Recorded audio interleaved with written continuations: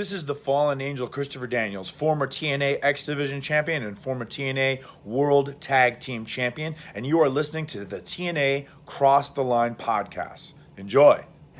TNA Wrestling, Cross the Line.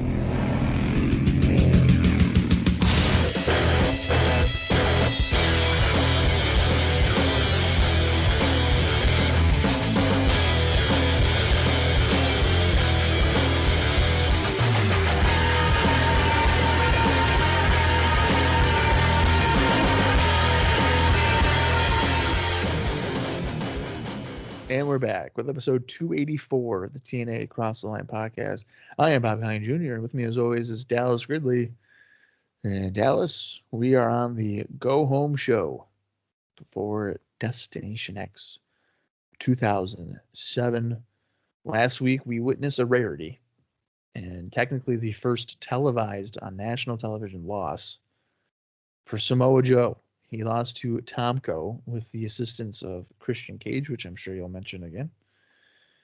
But luckily for Samoa Joe, he is still the number one contender for the NWA World Championship. And in just a few days, he will be challenging Christian Cage for said championship. And of course, we have Elevation X, which is what they've been heavily promoting, along with Kurt Angle and Scott Steiner. LAX Team 3D, I think, are having another brawl because we're attacking family members now still. Jerry Lynn and Chris Sabin and so much staying in the bed, last rites, whatever that means. A whole lot of stuff is going on. Last week we enjoyed it, and hopefully this week we can break the curse of not so great go home shows. So Dallas, I ask you, how are we looking for Destination X? As I'm assuming your excitement is still through the roof. And then, like last week, Brian Alvarez said, there's like 50 characters. I'm thinking we're going to get 50 characters on tonight's show. Well, you're damn right. We're counting again this week. That's right. You're damn right. And Bob, I do have to correct you. Technically, it was Samoa Joe's first loss in a singles match, but he was pinned on the Impact 128 by Kurt Angle. He was pinned, though. So it doesn't count. I mean, it does. He was pinned in the middle of the ring. It doesn't count. Okay. Well, you can tell yourself that, but unfortunately, it's not true. Let's do a quick rundown. Well, actually, you asked how excited I am. Of course I'm excited. It's pay-per-view. Next show is pay-per-view, just a couple days away. We're going to get to 50 more characters on today's episode. Yeah. I'm feeling it in my gut. I have some fun notes to talk about before the show. This is going to be a good one. Okay. But first, let's do a quick rundown of the March 1st, 2007 episode of Impact. Impact 140, by the way, if you're wondering. And then I hope that we can find out if Kevin Nash raising an eyebrow got the highest quarter hour. I'm hoping we find that out, too. Jay Lethal, Jerry Lynn, and Senshi defeated Alex Shelley, Austin Starr, and Chris Sabin in 8 minutes and 20 seconds. In the X Division 6-Way Classic, they called it, or something like that. I don't know. Scott Steiner defeated Chase Stevens in 30 seconds in what will be his final Impact appearance, at least in our time. And I think it's actually pretty much forever. But and then in the main event, as Bob already noted, Tomko defeated Samoa Joe in 6 minutes, 57 seconds after Christian Cage hit Joe with the chair. And Earl Hebner, in his oldness, didn't see it. He was trapped between the two. We also saw a really fun segment where Alex Shelley was filming the beatdown of Devon's trainer of LAX, was going after him, and then Brother Ray confronted him. It was a Do you remember his name? It was a week ago, man. I know. I knew that's why you didn't say it. Johnny Rods, dude. Johnny Rods, man. I knew that's why you just said trainer because you didn't know his fucking name. It's been 7 days, bro, since I watched it. Or 22 minutes ago. Whatever you want to say. I've been watching a lot of wrestling in the past week, so unfortunately it slipped my mind. So nope, I definitely forgot it. Yeah, and we did just watch it, so there's that. Let me see here. It doesn't actually look like I have a quarter hour breakdown this week, Bob, which is unfortunate. Yeah, I don't. Well, I have the quarters, but they don't say what they're aligned with. Because Alvarez Okay, just well, like wrote them out. the Nash eyebrow raise was after the X Division match, right? Yeah, which was right in the beginning, wasn't it? So that's like after the first quarter. So that would be considered the Well, wait, second, right? no, I lied. Oh. When he came out, it wasn't even with the X Division stuff because he came out and somebody was like, "This has nothing to do with you." That was the Brother Ray thing. So that's like the third Brother quarter. Ray. That's like probably the last quarter hour. Okay. If it's the last, it's the lowest. I know. Okay, so Damn it. let me find the regular row. Oh, you know what? Here, you know what? I know how to figure this out. I'm gonna do this real quick. Okay. I can just go back to the episode And see where it is, yeah. and then Roughly, it's in, though, like, remember, because the timing with the out well, commercials. this is the quarter hour. You got 15, 30, 45. So that will give you a rough idea, wouldn't it? Well, yeah, but remember, we don't have commercials in ours, so. Well, The time. right, but so if it's like 15 minutes would encompass, like, that's probably the first quarter hour. Well, yeah. A rough estimate. Right. Okay, so. So like the 45. The show's over at 45. Right. So that means something. I don't know. Yeah, man. You almost have to break it into like roughly 10 minutes. Right. Because of the way the episode airs without commercials. So he would be at about the 30-minute mark of the show. That's pretty close to the third and fourth quarter then. Right. So we're going to say, I'd probably say more so the third quarter. Okay. Let me revisit that in 1 second. So the March 1st drew 1.11 rating and 1.4 million viewers. Show did a 0.88 in males 18 to 34 and a 0.80 in 35 to 49. So let me scroll back up to my quarter hours here and I'll give you the breakdown. If I can find it. First quarter was a 1.09. The second quarter was a 1.15. Third quarter was a 1.11. And then the last quarter was a 1.07. Sounds like it was pretty high. Sounds like it's pretty good. And honestly, when he left, people tuned out. They were like, no more Nash, no more eyebrow. I'm out. That's right. This makes sense to me. That's fine. It really does. Okay. So we have some interesting stuff to talk about here before the show. And we have a few things during the show. Don't you worry about that. So I'm going to start from the top. Let's make this easy. Dixie Carter was on Monday Night Mayhem and said that they plan to do more pay-per-views outside of Orlando in the future, and we're going full bore with plans to run more house shows.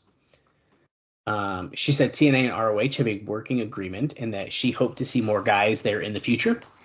She claimed TNA did better in the ratings war with WWE than UFC did. Alvarez says, I have no idea what she's talking about. Yeah, what? Dixie Carter said, Kurt Angle is a great person, a family man, and the hardest worker. She was asked about Hogan and told people to stay tuned. She said that they needed to get 2 hours to get everyone on the show. She said that Vince Russo was a great guy and didn't deserve the heat that he got.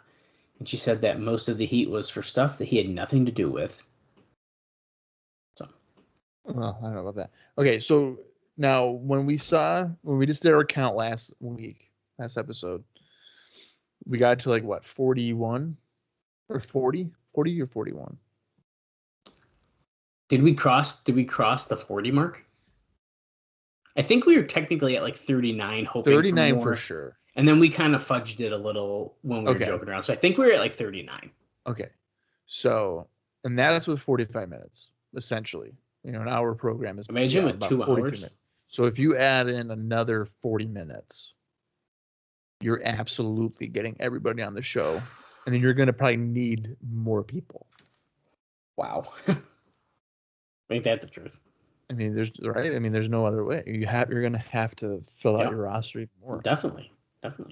If on an hour program you're putting on 39 guys, that's incredible. Back when Raw was an hour, you're not getting 39. You're getting like 12. Exactly. They also had like, you know, 4 TV shows or whatever. And this is really the only one for TNA, but that doesn't matter. It's noted that Christopher Daniels, is backstage at the tapings, and Alvarez, of course, notes that they're setting him up for a repackaging. Now, we've been seeing the video packages. It more seems to be going back to his roots rather than a repackaging. But now Alvarez does make an interesting point here and says, I hope that they're actually setting him up for repackaging, and that doesn't mean that they're setting him up for the repackaging, quote unquote, and not getting ready to fire him like they did for Elix Skipper and David Young when they were told something similar. See, the difference with that is that they've done video packages. Correct. It's just kind of it is an interesting parallel. I mean, I guess. I mean, we haven't Skipper and Young and A1 for that matter weren't really on TV at all. They told they were going to be. Yeah, but like it'd be different if they told them they were going to be, and then they started having video packages, and then they fired them. They just got rid of them. Right. Change of plans, dude. It's just like the tag title thing. You don't need it. You need it. You don't need it. Oh, but you need it. Poor Homicide. Oh, you don't need it.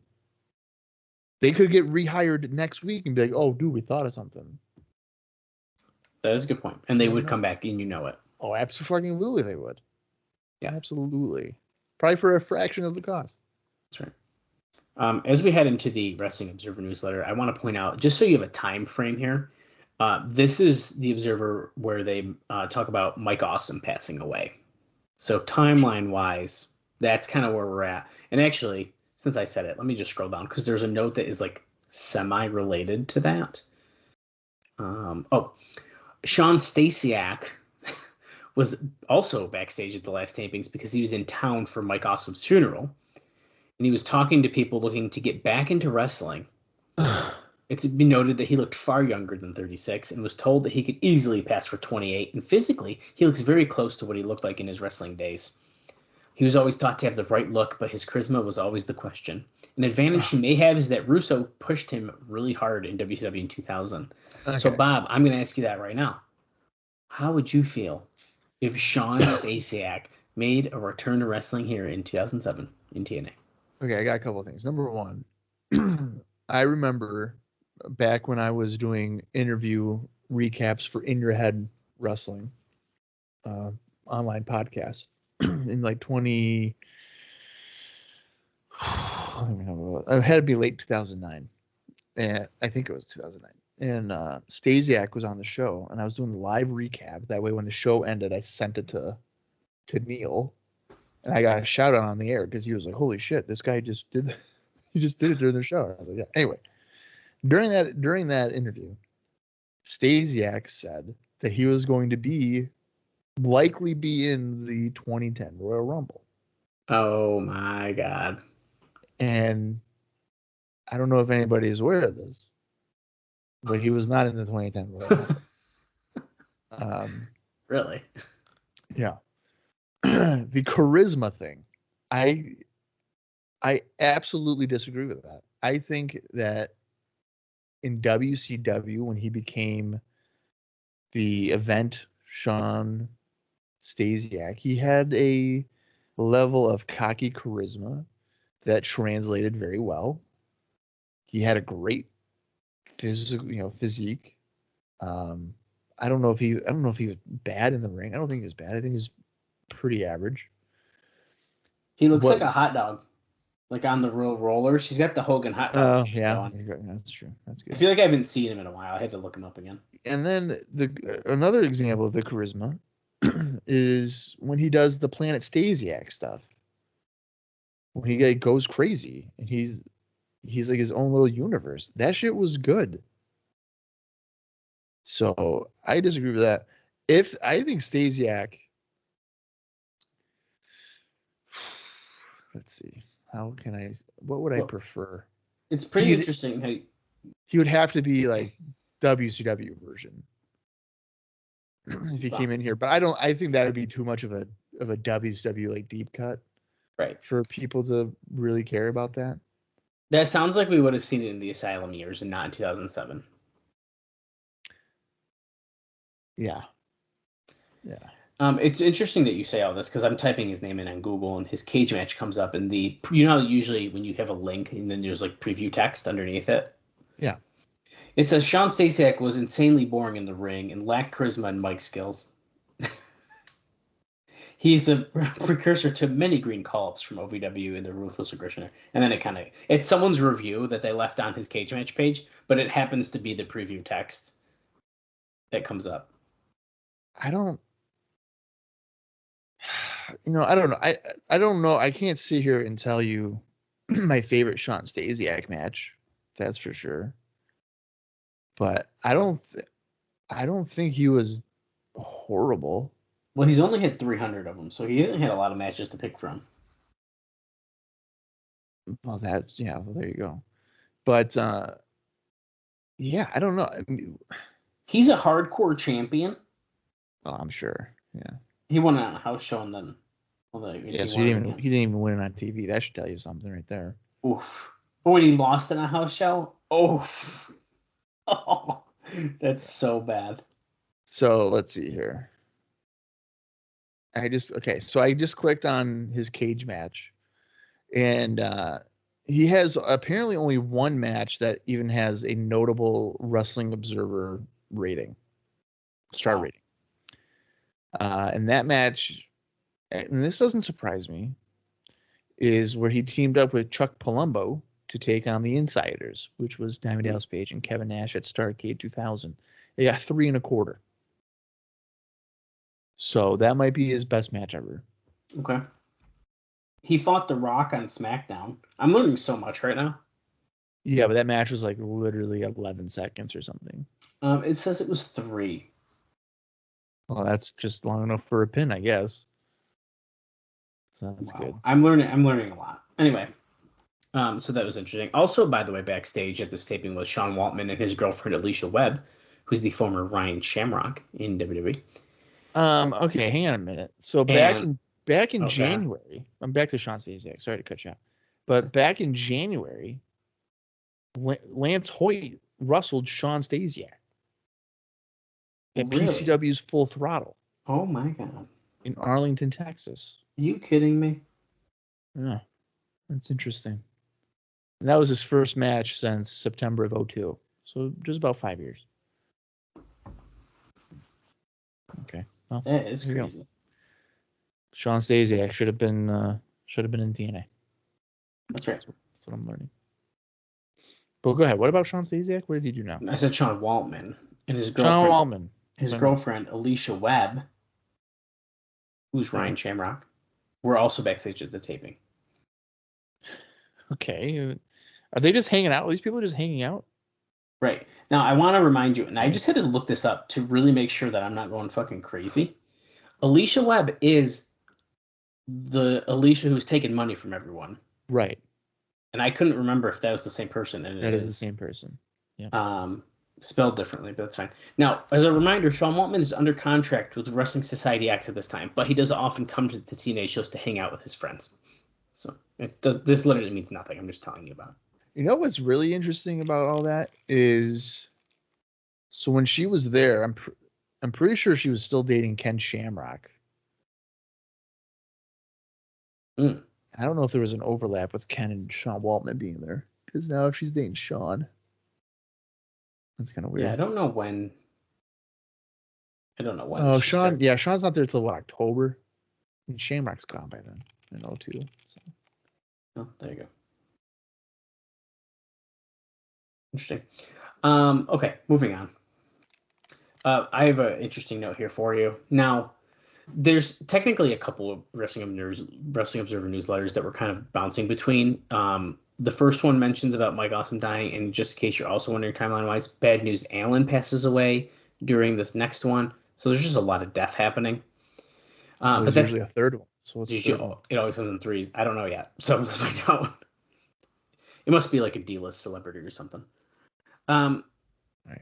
Now, Kurt Angle was among the list of major pro sports stars linked in a series of sting operations attempting to find major suppliers of steroids and growth hormones. So this is a pretty big deal that's going on here. Now, I'm not going to read full in depth here of everything that happens here. However, Sports Illustrated's website listed Angle as having received 2 prescriptions for the steroid Trenbolone or something like that. And one of the steroids of I don't know. I'm not going to try to say this thing. It doesn't matter. Between October 04 and February 05, Angle was listed as having received the drugs from one of the subjects of the sting operation on alleged internet sources of bodybuilding drugs. And in this case, it was Applied Pharmacy Services in Mobile, Alabama. So basically, where I'm getting with this is obviously Kurt Angle's here with us now. He's named in this whole sting operation thing. Kurt Angle did not return messages from Sports Illustrated. TNA officials declined to comment on the story. And it should be noted that the time frame listed of the prescriptions were well before the period that Angle signed with TNA. Before being let go by WWE in August, Angle was suspended for 30 days on June 28th due to testing positive for one of those steroids, but he did have a prescription for the drug, but it was expired, which is why he got suspended. Okay, so when I hear the word sting operation, typically in a sting operation, the person doesn't get the drug because it's a sting operation. Hmm. So he got the drugs and used them, and they knew about it. Well, it sounds like they must have been trying to lock down on some of these people, and then he must have been listed in this guy's records or something like that. Right, but if it, I'm assuming the sting operation is that the wording that Dave is using? Correct. Okay, so he's using the wrong verbiage then, because if you ever see any sting operation involving police, like a sting operation for prostitution, the guy doesn't get to bang the prostitute and then get arrested. He gets arrested before there's even anything. So same thing with like pot. Like, oh, the guy's selling pot on the side of the road. Yo, I'll give it to you for $20. Sounds good. Okay, cool. Now you're arrested. You don't get the pot and smoke it and then get arrested. Right. So he's using the wrong verbiage. All right, that was confusing. So So that's pretty much all I'm going to mention about it, because it kind of just talks about bodybuilders and all this kind of stuff. So anyways, it's just being noted that this happened. Now, the other part of my Kurt Angle notes here, I just need to get this out of the way because honestly, I'm kind of sick of hearing about it. Dana White was taping something for a pilot for a proposed TV show called The Fight Game, which would be a show on Fox News Channel that would largely cover MMA, but also cover boxing. This was taped on March 1st. And during this, he was asked about Kurt Angle's claim that he's negotiating with UFC. Dana White said that Angle was totally full of shit and that they had negotiated, but he chose to go with TNA. He said he doesn't believe Angle will ever fight. Angle then went on Bubba the Love Sponge, who played the tape for him, and Angle said that White was mad because he chose TNA over UFC, and that he did it because White wanted him exclusively. Angle did admit that White hasn't called him, but said that he's been told that White wants to talk to him now that he's talking with the EXC. Angle claimed TNA is talking to UFC about Angle fighting there, which Dave says, I don't really believe at this point, and even if so, I don't think White would be interested because UFC is a lot stronger than it was when they first talked, and Angle's name value has dropped greatly from that same period. Angle said everyone wants to see him fight Randy Couture, and Dave does say he thinks it would draw huge on pay-per-view, and Angle noted he's, quote, a lot better wrestler than Couture. So, there's that. I don't think he ever had any intention of doing MMA. I don't think so either. Zero. I don't think so either. I have one final note for you, and then we'll get into the show, and I have a bunch more for the show as well. This one is, I think in hindsight, it's a very interesting one to hear, and I can't wait to keep an eye on. So, long story short here, Bryan Danielson ended up having his first match since December on a March 3rd NWA ECCW show in Vancouver, British Columbia. Okay. We don't need to talk about the details. It doesn't matter. Danielson then said that he wanted to challenge for the NWA World Heavyweight title. So apparently, Danielson was promised the title by the NWA board. So since something has now happened between the NWA and TNA in recent weeks, and the titles in TNA look like they're going to be starting to be called the TNA World Title belts, although at press time, that change has not yet been official. So we are seeing the beginning of the official splits for at least the titles, Huh. which is Yeah. really interesting. I thought this was really interesting to read about. So NWA promised Danielson the NWA World Title, which is currently held by Christian Cage, Yes. who is on national television, Right. on a weekly basis. My favorite part of this is that the fact that there's still an NWA board Right. that like determines who gets the title. That's like that. crazy. Yeah. In 2007. Could you imagine turning on Impact one day here in 2007 and suddenly Bryan Danielson is your world champion? No. You're just like, what the fuck? What just happened? Makes no Who sense. is this guy? Like, what happened? Yeah. That's crazy. But yeah. Yeah, it's interesting to hear about. I'm curious to see where this goes, when we will see that change happen. How will they address this change on TV when it does happen? Do they just present a new title and call it a day? Probably is what's going to happen, but I'm curious to find out. So we will find out in due time. Who knows? Maybe we'll even find out in today's episode, Bob. You never know. Yeah, I mean, when they split it. So yeah, I mean, I would imagine. Yeah, well, they would definitely need a new title, new design. Yes, they would. Sounds like a perfect time for lockdown. That's right. All right, well, let's get into the go home show before Destination X 2007. It's the March 8th, 2007 edition of TNA Impact. I'm going to count down from 3. When I say play, that's when we're going to watch it. If you want to watch along with us, head over to the TNA Plus app, or you can find it in your own personal collection. So here we go. 3, 2, 1, play. And the approximate runtime is 42 minutes and 27 seconds. TNA, we are wrestling. Last week, Kurt Angle. You're half the man that I am. I have half the brain that you do. What's a Sid reference? Nobody cares.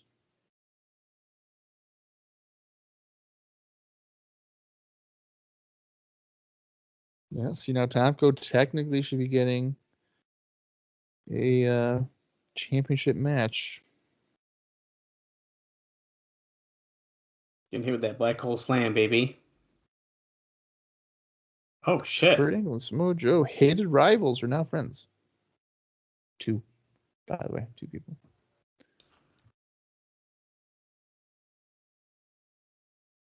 Steiner. Cornette. Throw me out of the building every single night.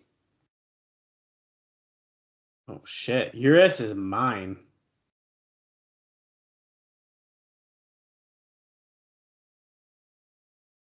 Christian, as far as you're concerned. Oh, he might not be on Samoa Joe's Christmas card list. But at least he's got respect to face him head on. See, I don't know, man. I don't know if I could stand next to this fucking Kurt Angle knowing that he broke my girlfriend's ankle. I mean, well, female companion. Female companion. Because I think Joe's technically married. Or whatever. Well, you know, something weird's going on.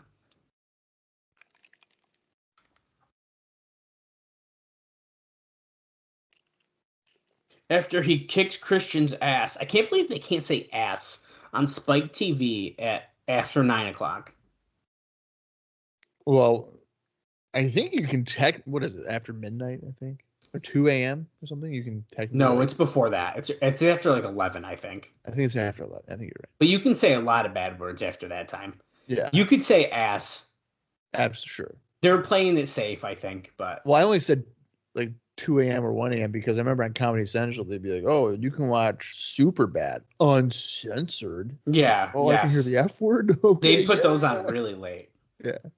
Christian Cage is coming out right now. I'm assuming with his friends in tow. Let's find out. Just Tomko. Tomko. Yeah. Bob, we are officially at 4 people. That's pretty good pace. This just screams that they're going to get attacked from behind. Oh, wait, there's Scotty Steiner. So now we're at 5. 5 people. And then 10A and West, we can already say 7. Yeah, they're going to show him for sure.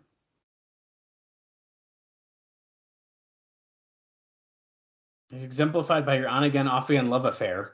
Isn't that wrong? I know. The 3 of us are a family. We're inseparable. We're a machine. We're a unit. We are the Christian Coalition. Oh, shit, Bob. Is that an official name there? Kind of sounds like it to me. Yeah, but do they like being called Christians Coalition? I don't know. Well, you know who else is like kind of an ally of the AJ. Christian Coalition? AJ Styles. All right. I would go find yourselves a tag team partner. So here's the thing. If you put AJ in there, that's a Lethal Lockdown team. You're damn right it is. So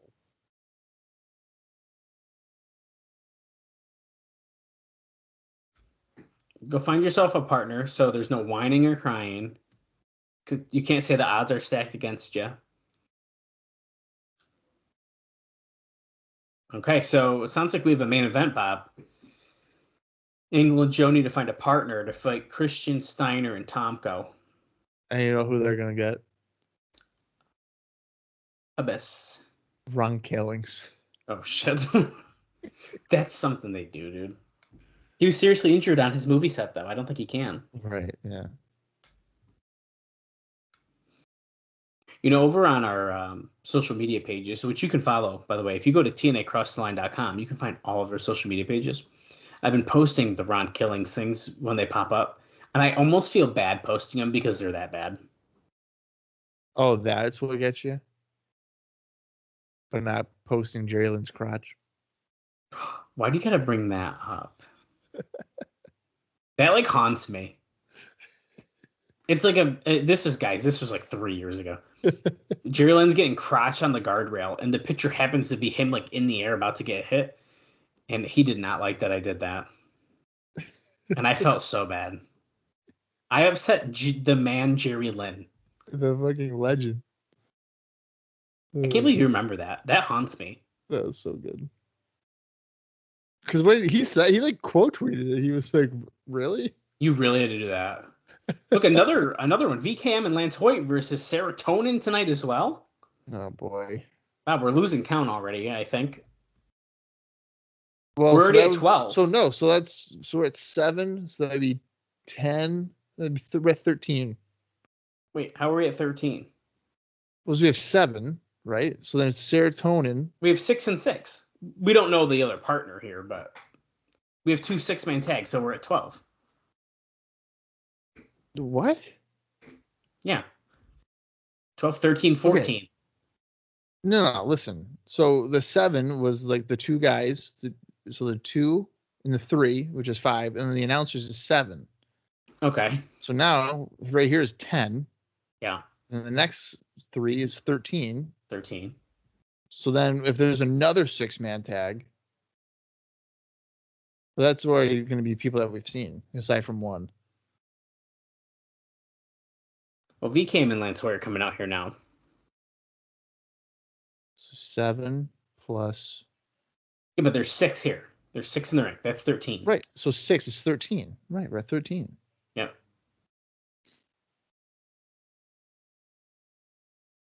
But there's going to be another person in that other match, so that's an extra person. So that's 14. 14. Plus the referee, Slick. 15. I literally have my calculator out there. Yeah, you better. This is going to get a messy one. Well, we're already... Oh, Maverick Matt is Martyr. Kazarian is now Kaz. Oh. And I forgot the other... I missed the other name already. They're Havoc. announcing their Havoc is Johnny Devine. Johnny They've Devine. told us they've all changed their names. Okay, so Matt Bentley has a drastic change to Martyr. Divine is Havoc. And then Kazarian just goes to Kaz. It is funny. I don't like this look for Kaz. Jesus. Yeah, that's not good. What is this?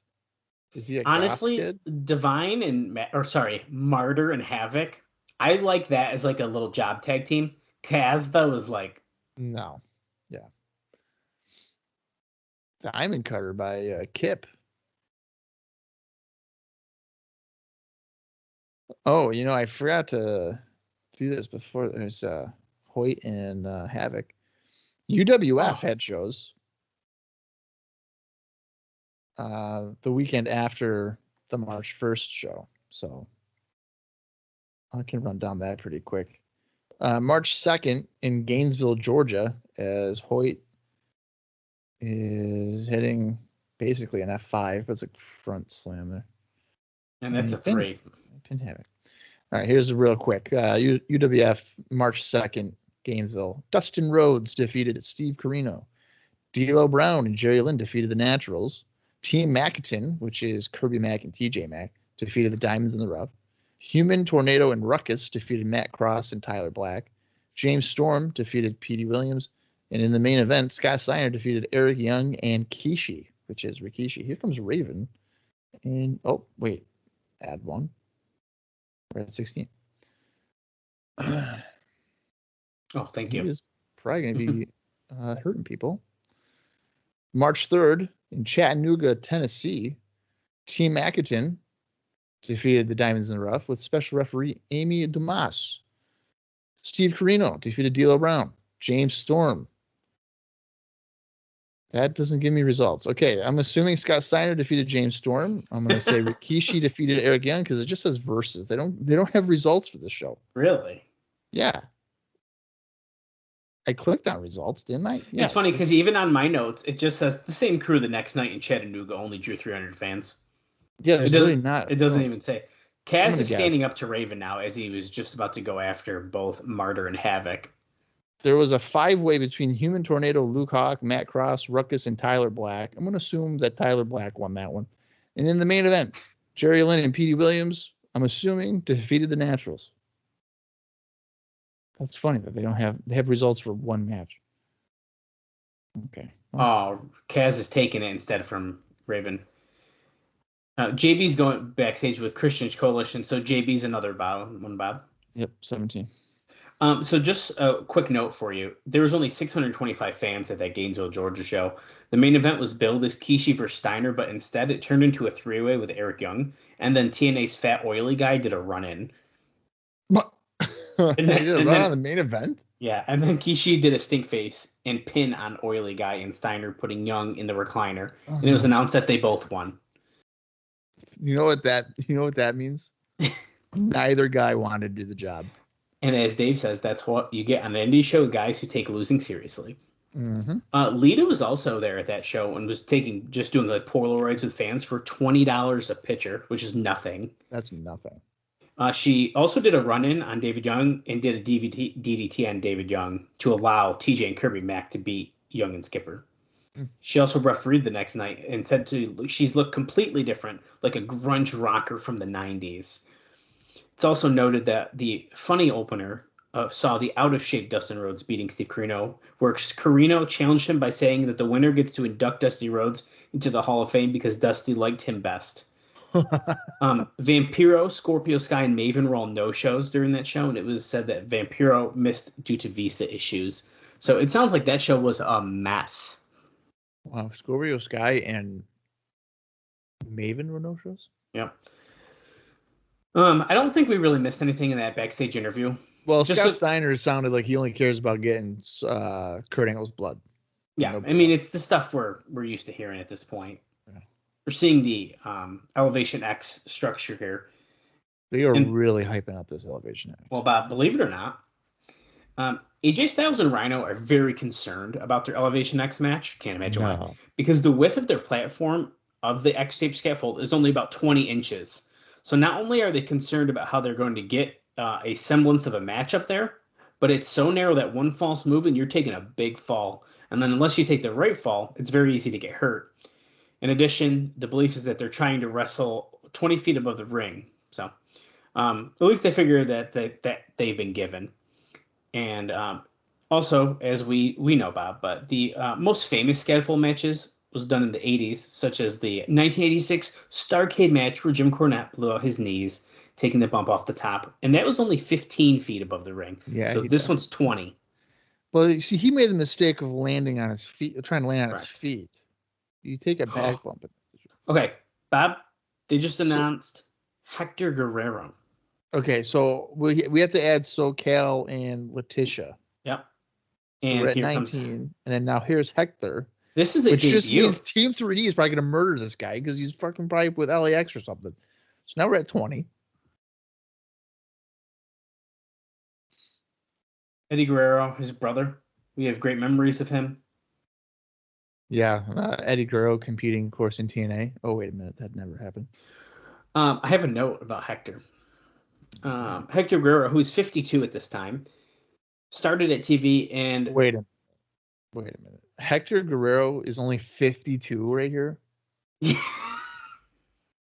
Yeah. Oh, my God. If you had told me he was 70, I would have been like, yeah, sounds about right. Well, it's being noted that he will be wrestling and involved in angles soon. What? Here? Yeah. Now, they wanted to involve the Eddie Guerrero name, but Conan refused to do anything more than do passing references to Eddie in whatever angle that they ended up coming up with. And that, aside from acknowledging him as Eddie's brother, which we just heard, they'd go no further in the Eddie direction. Okay, well, he just looked up to this guy and said, Eddie, this is... I know. Guerrero lives in nearby Brandon, Florida, and is Mr. Guerrero, the phys ed teacher at a local elementary school. Really? Yeah, isn't that kind of fun? Okay, so that should help with attendance. Like, the kids will probably be there. There's one of his students right behind him. I'm sure he is. He was just speaking Spanish, so I don't know what he said, but...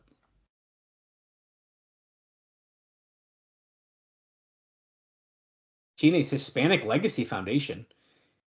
Oh, we're giving him a plaque? Oh, well, guess No, what? because here comes Abyss. That's 21. Great. And by the way, we're only 15 minutes and 5 seconds into the show, so... Yeah. I think we're at a better pace than last week. Well, Hector just took off his jacket, so if that doesn't tell you something bad's going to happen, I don't know what does. Yeah.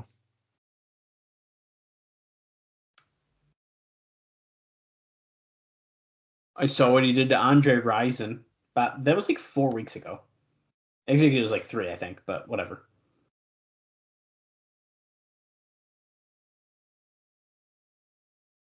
Hector is looking at him defiantly as SoCal is scared, Mike Tenay is scared, and JB is scared. Letitia doesn't look as scared, but she's still behind Hector. SoCal, I'll get the hell out of there. She looks terrified. Why is she acting better than Christy Hemme?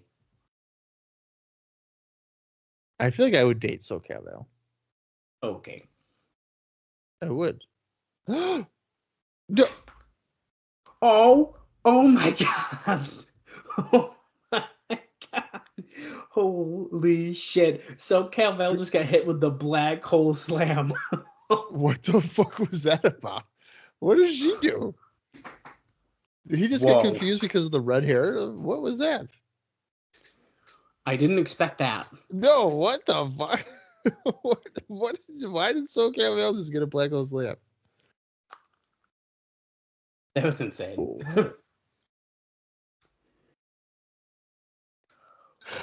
Well, here we go.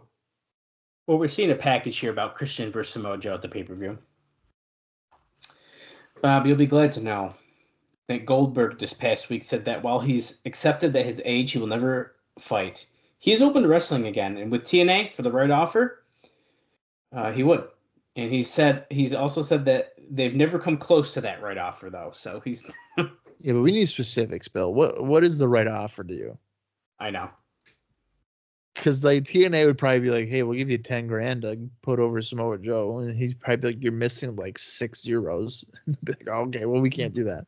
I don't think that, dude. That black hole slam is fucking insane. Look at her legs. Boom. Ready? Good night. I just don't understand why he did that to SoCal Val. Shock factor. We're at Jim Cornette's office. Okay, 1, 2, Oh 3, my God. 4, Okay, so 5. Cornette, Backlund, Storm, Jacqueline, and Sabin. Oh yeah, we've already probably. Oh yeah, that's right. We're at So that's 26. 5. That's 5 of them. Yeah, so we're at 26.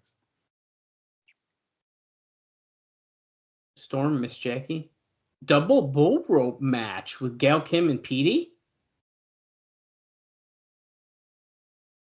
You got to be in the ring in 45 seconds, so you better go. Saban's here with his walker.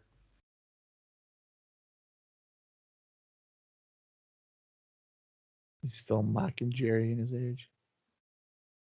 You think Jerry Lynn was born before electricity? Oh, 2 out of 3 falls with Jerry Lynn.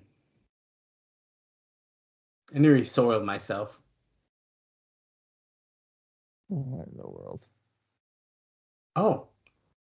Backlund, you wanted to referee the match between Senshi and Austin Starr? The only way to win the match is with a cross-face chicken wing. The fans are going to love it. I kind of hate that stipulation. I hate that too. Oh, Christy Hemmy's there too. Christy +1. We're at 27. This Christy, could what do be you want huge now? to get to our number, dude. I know. She wants a match against VKM. Not me, my team. I heard you had a pair, but I didn't know you had a team. It's a surprise, just like you surprised me at Against All Odds. I've been in the business a long time, since you were still wet in the bed. Okay, well, we have a surprise tag team match now, too, against VKM. Okay, a lot just happened at once. Bob, I hate to tell you, I got bad news. And that's that Bob Backlund isn't wrestling Austin Starr at the Destination X show. And as we just heard, Starr is wrestling Senshi. Backlund is still under the impression that they're building for him in a match with Starr. So he still thinks it's happening, but... Okay, so we got +3 here, right? Young, Brooks, and Roode. That's correct. We're at 30. And it looks like Storm is coming out in tow as well. So we already counted him and Jackie. Right. We're calling her Miss Jackie now, not just Jackie Moore, no longer Miss Tennessee. Now it's Miss Jackie. So Backlund thinks that he is going to be getting a match with Starr? Yep. Also, about Bob Backlund, as more people are coming out, so keep counting, Bob. It's about 2 miles from the hotel to Universal Studios where Impact is taped. As noted... This is another straight 3, isn't it? Yes, it is. We're at 33. As we noted before, Bob, Backlund, carrying his briefcase, always walks both to and from the arena to the hotel. It's a regular deal that many people see him walking with his suitcase, offer him a ride, and he always turns them down. That's a 4-mile round trip that he's walking every time there's a taping. So 2 miles there and 2 miles back. Yep. That's not that bad. No, not really.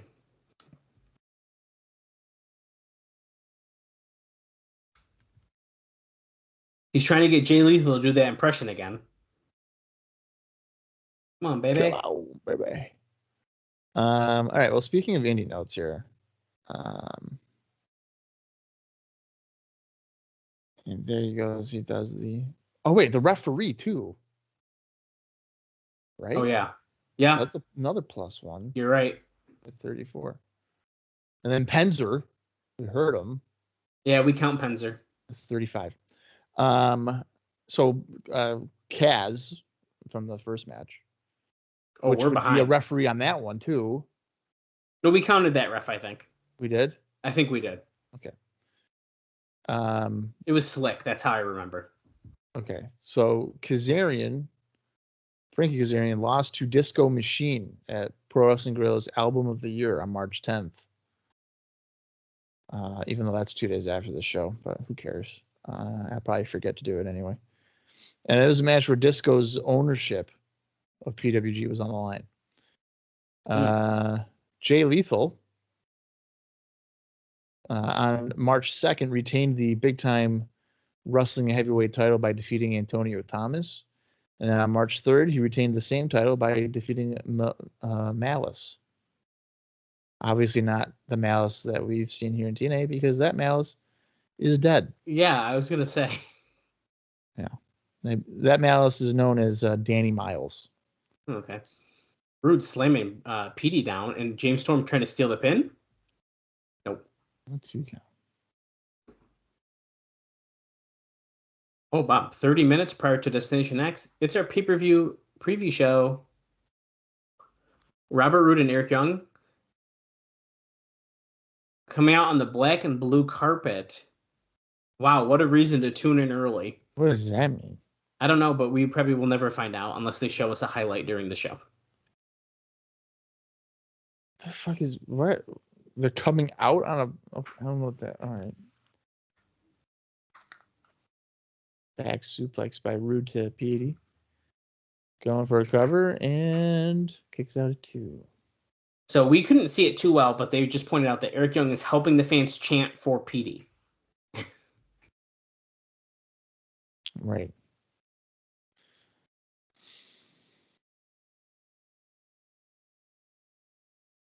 Petey with a boot in the corner to Roode. Middle rope, tornado DDT, spikes him. Roode sold that pretty well. Robert Roode always does that little hump sell. You ever notice that? Where he just like moves his hips like he's humping the mat. Well, it's like when Devon Yes. like falls off a ladder, he flops like a fish. Here comes Sonjay Dutt, James Storm. Spray bird. Drop kick by Dutt. Hello? Big elbow, drop toe hold. Sonjay's speedy. Springboard, moonsault, Boom. lands it. That's it. Here we go. 1, 2. Okay. Oh, Robert Roode with the save. Spinning heel kick Now- by Petey. You notice as Lethal clotheslines Robert Roode out of the ring, Sonjay Dutt was just holding his shoulder as Petey does a Hurricane Rana to Roode on the floor. He was on the... Oh, Gail Kim's out. That's another one, Bob. 36.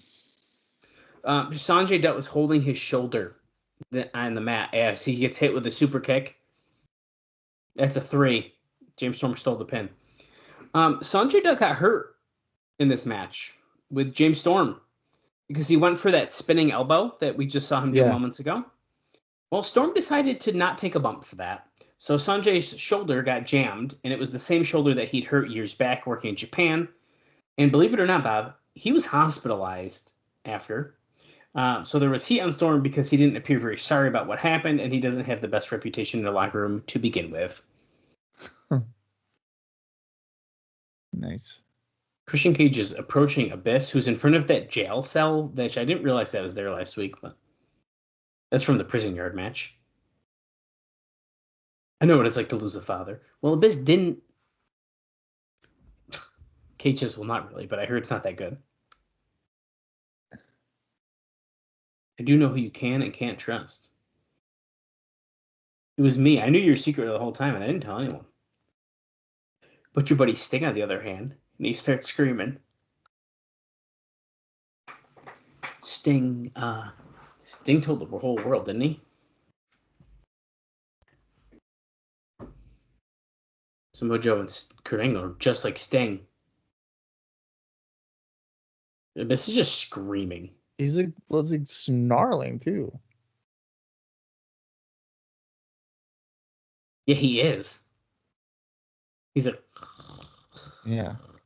He's been watching Ultimate Warrior tape.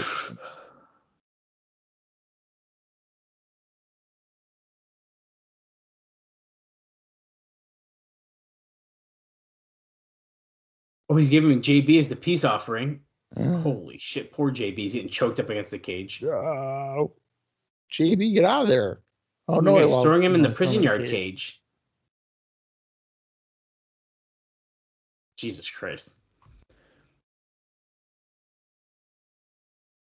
Well, we're seeing a Johnny Rodz, poor guy. We're seeing the highlights from that from last week. Bob, in case it hasn't been clear, Shane Douglas has not been back recently because apparently he fell asleep in the dressing room before taping several weeks ago.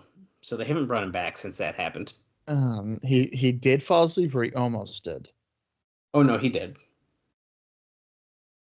So that sounds like a relapse. We don't know that.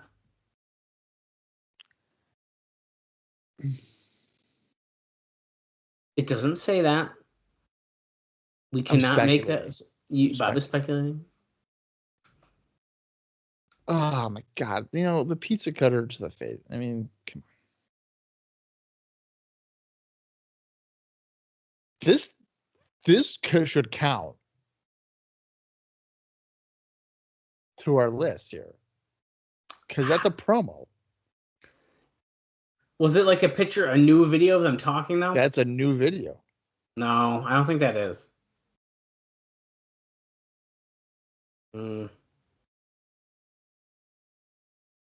This one might be. I think it is.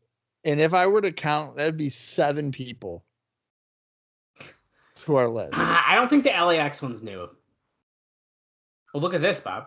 Destination X Ghetto Brawl. Team 3D versus LAX. I feel like I'm tempted to add them because they're seen on the show. I see what you mean. I'm adding them. Okay, fine. And I'm going to add AJ too because he's there. Well, no. This is tough, man. Ref 44. Skyner Kurt Angle. I love the graphics for this. This is so fun. Black and white with the red. And the titles are highlighted. Now, I want to point out, they did not say that the Ghetto fight or whatever was for the tag team titles again. The Ghetto Brawl. Ghetto Brawl. There's Sting. That counts. The last right match. Ref 45. No, that does not count Sting. It counts. I don't know, dude. Okay, fine. Now it does. Because now they're doing those highlight package, those videos again. I don't know if we're going to see him again. But apparently Conan was doing better, at least as it pertained to his hip, because he was on crutches backstage instead of the wheelchair that he uses on TV. Although by the end of the long day, he was back in his wheelchair. But he was trying to walk around on crutches, so that's good. Now, see, didn't they tell him to not be doing this for like 8 weeks or something? I don't know, something like that. 12 weeks, and he was like, I'll do it in 4. I'm like, well, that's how you're just going to have more hip problems, dude. And Bob, that's also my final note of the show.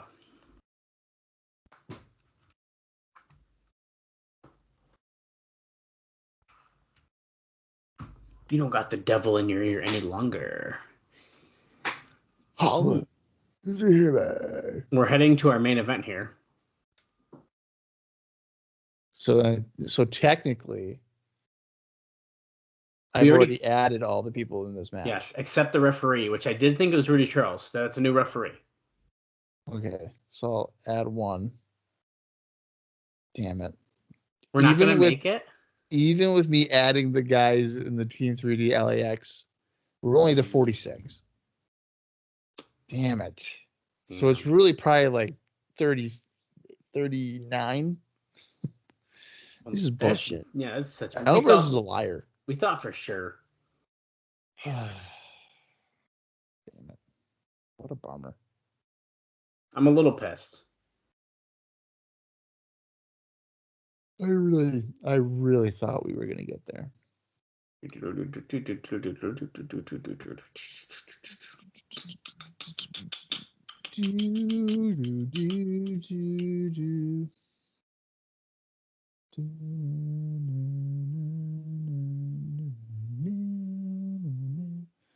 it is.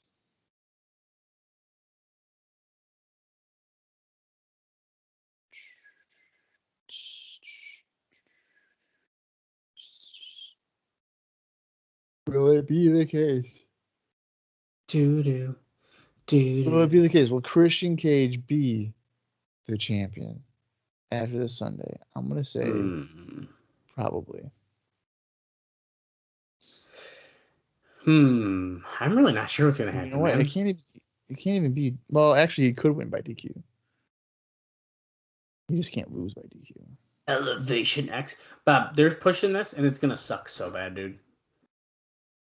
Well, judging by how you've described it, if it's not a very movable structure, right? Basically, either someone's gonna die, or I don't know. I think the simple question is, will you die for a good match? Maybe. I probably would.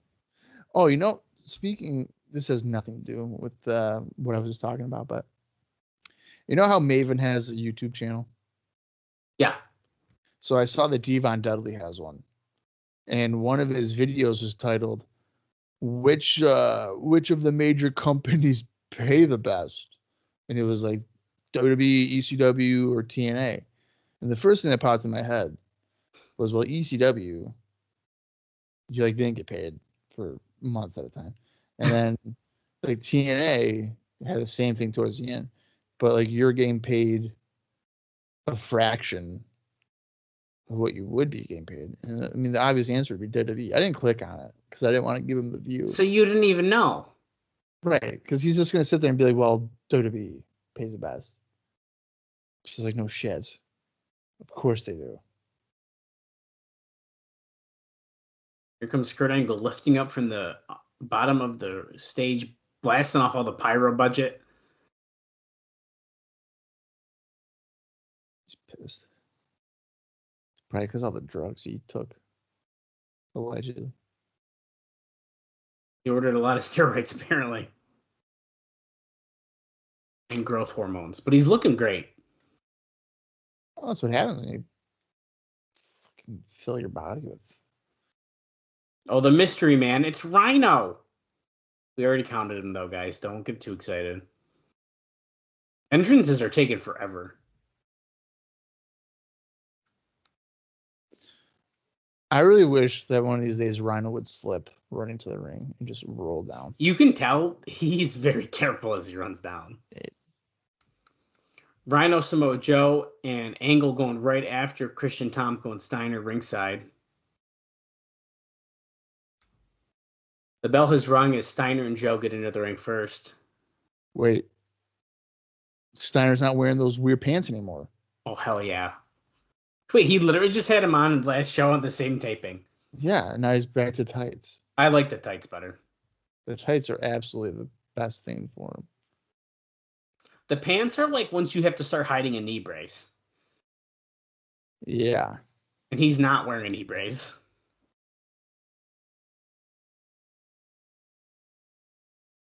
Ooh, running kick by Joe to Cage. These guys are squaring off at Destination X, in case you forgot. Cage dumping Joe to the floor. Overhead suplex by Kurt. Uppercut. That drops Cage.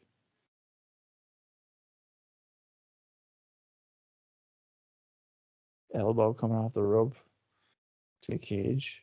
And then overhead suplex to the floor. See you later, Cage. Tomko just runs over Kurt with a clothesline. The man who pinned Joe last week probably should be a triple threat for the title, but we're not doing that. Rhino, belly to belly. Tosses Tomko. Let's look for the gore. Gore. Who's this? Gore. It's AJ. AJ. Okay, he's officially counted now. You counted him already. I already did. Fuck. 46. We need 4 people to come out of nowhere. Back body drop. Backdrop to AJ. That's not a DQ because AJ didn't touch him, I guess. I hope AJ climbs to the top of the elevation X and just hangs out up there. Well, that's what he's trying to do. We don't have to wait till Destination X because Rhino's following him up too, which I think they shouldn't both go up. Holy shit, dude! It's so thin dude, up there. It's very narrow.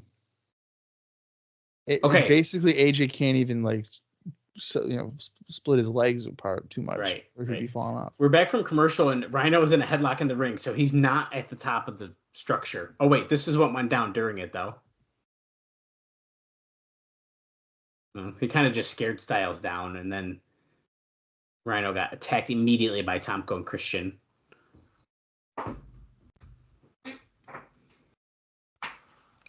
Oh. Thanks to the tens of thousands of you who voted by text of who you thought was going to take the drop. 64% say AJ Styles has taken the fall. Okay. 36 say Rhino. Okay.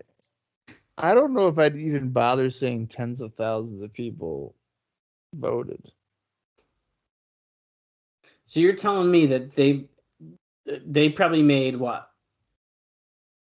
If it's, let's just say it's 99 cents, but that's like to the service. So maybe like TNA gets half of that. So you make like $5,000. I mean, well, yeah, I guess. This is random guess. I don't really know how much they get of a cut, but like, thank you for the tens of thousands of you who voted for 99 cents on a poll that really doesn't have any. It's actually it's a better poll than when. Well, right. It's a better poll than when they were like, "Do you think it's going to be Goldberg?" Is the consultant right? Because it was like, do you think it's Samoa Joe, Bill Goldberg, Chris Jericho, or other? None? And then it was like 73% said other. It's not any of the other ones. I actually don't know if we got the results of that one. No, we did. It was that we did. It was that the majority of the people voted that it was none of the three. Nice belly to belly, taking out Christian again. Joe clotheslines Christian Cage out of the ring as Steiner and Angle are going at it. Ankle lock being locked in, and Tomko off the ropes boots her Angle off of Steiner. Gore on Tomko. And then the Unprettier getting locked in, nailed on Rhino. Samoa Joe coming after Cage. Jesus. Those are just crazy. Shit out of Cage. Line up for the Muscle Buster. Lays him right in the middle of the ring. And then Steiner, belly to belly. Overhead belly to belly.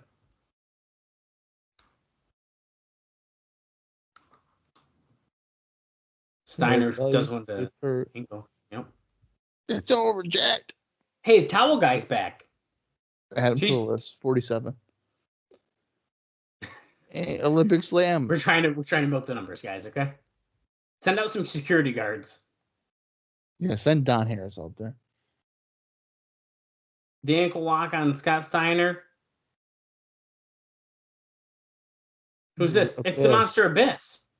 And that's a disqualification. Oh, give me a break.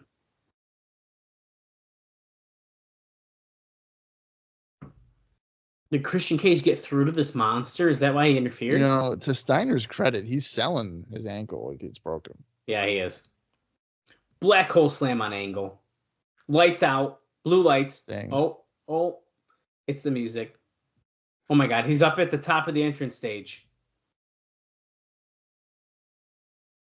He's just looking at him like a disappointed father. Wait. He switched onto the other side. We're playing camera tricks. Oh shit, he's in the ring. How the fuck did he do that? That was pretty well done. What? Oh shit, we went off the air that quick. Well, we're getting our essentially our preview for the entire Destination X event here. It's 2 out of 3 falls, X Division title, Lynn versus Sabin. We have the Ghetto Brawl or something? Yeah, it's a Ghetto Brawl. Ghetto Brawl, Team 3D versus LX. Does not say it's for the titles. We have the Elevation X, AJ Styles versus Rhino. They're making it sound like someone's going to fall in concrete and fucking die, but then we Steiner versus Kurt Angle.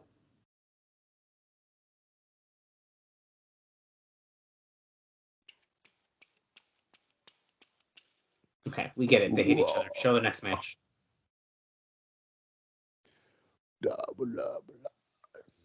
Abyss versus Sting in the last rights match.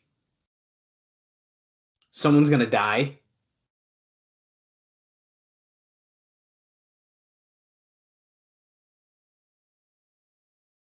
And then, of course, the main event. The NWA World title. Samoa Joe versus Christian Cage. Although technically, we also know now that Senshi and Austin Starr are fighting in a winner. You have to put the chicken wing crossface on. Crossface chicken wing. So I just looked it up here. And then Christy Hemme has a mystery tag team to fight ECAM. Right. So we have 9 total matches. Wow, that's a big one. Well, here's the thing. 6 of them have stipulations. Ooh. See, okay. I would say I don't really care about that, except the next show is Lockdown, and that's like an all stipulation show. Well, it's quite literally all stipulation because every match is in a cage. That's what I mean. Yeah, so. I'll be honest though, on paper, I'm pretty excited. Yeah, I mean, I think I Destination X looks to be pretty solid on paper. Yeah, probably one of the stronger shows. And I'm even putting my bias aside about the last rights match because I've sort of been dreading that since the feud started. But I'm going to put that aside because I think on paper this show sounds fantastic. Yeah, And more importantly than that, though, too, I actually thought that was a good go home episode. I liked it. Yeah, I mean, I guess I would say it's probably more so average, but average is okay. That's not For their normal go home episodes, dude. right. That was a thumbs up for me. Yeah. So I feel good about that too. I wouldn't give it a thumbs down. A lot of I feel like video packages. Yeah, it was. That's just because it's the last show and they got to fill time to get us to the finish line. So, all right. Well, Destination X 2007 is our next show. It is a show that I have not watched.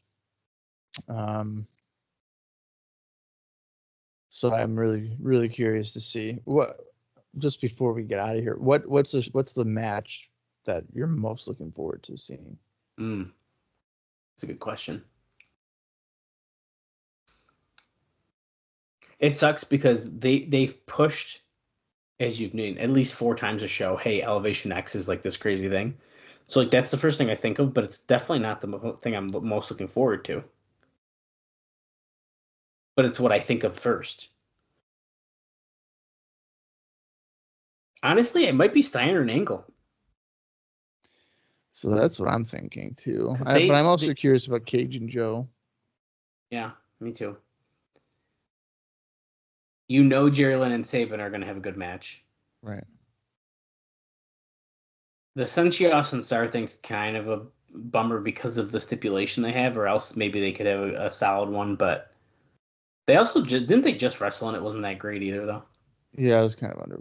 Yeah. It was okay. It might have been okay. I think we expected more, though, but... Yeah. The Ghetto Street Fight could be just your typical hardcore stuff. And I hate to say it, but I'm not looking forward to that, although it's similar to the match we just had at Against All Odds. Yeah. So, whatever. And that was fun, so okay. I'm wondering what team Christie is probably going to try to bring in here. David Young and Skipper? The Naturals? Okay, so David Young and Alex Skipper would actually be a great team. Yeah, they could do it. Should do that. Could it be the Bashams? We've heard that name thrown around. Damager and Doug. We know that the Heartthrobs just had a tryout. Yeah. I'm trying to think of more. Sean Stasiak and Mark Jindrak. Yeah. I don't know what's going to happen. What about the tag team from WWE called The Dicks? The Dicks. The thing is, okay, story-wise, the way they're doing that bullshit, that makes sense. And I don't like it that it does. But yeah. I don't know. We'll see what happens. I'm not going to get my hopes up. We'll just say that much. If Nick Dinsmore was fired from WWE at this point, you could Rob Conway and Nick Dinsmore. Oh my god, dude. Oh god. They're not bad. They're not even bad wrestlers. Anyway, you're a guy that hasn't watched Rob Conway properly. Oh, Jesus Christ. By the way, Ring of Honor, Indian Notes for Samoa Joe. Oh, shit. We're about to end this, and you got indie notes. Yeah, well, there's the final things for his fucking 5th year festival thing. Oh, well, we got to hear it then. March 3rd, Samoa Joe defeated Nigel McGuinness in Liverpool, England. And then on the March 4th, the finale, Samoa Joe defeated Homicide in Liverpool, England. Is that his last Ring of Honor appearance for a while? I am double checking that to confirm. By the looks of it, it might be. Let's see. And yes. Oh, wow. Okay. That is his final appearance in Ring of Honor until November of 2008. Wow. And then after that, he doesn't appear in Ring of Honor until 2015. Holy shit. Yeah. Pretty interesting. Yep. But what's also interesting is that our next show is Destination X 2007. So be sure to join us for that show. And yes, in case you're wondering, it is on YouTube. So you'll be able to watch along with us for no extra charge, no extra subscriptions in our next episode. So until then, for Dallas Gridley, I am Bob Colling Jr., and this has been the TNA Cross the Line podcast. 911 operator, what's your emergency?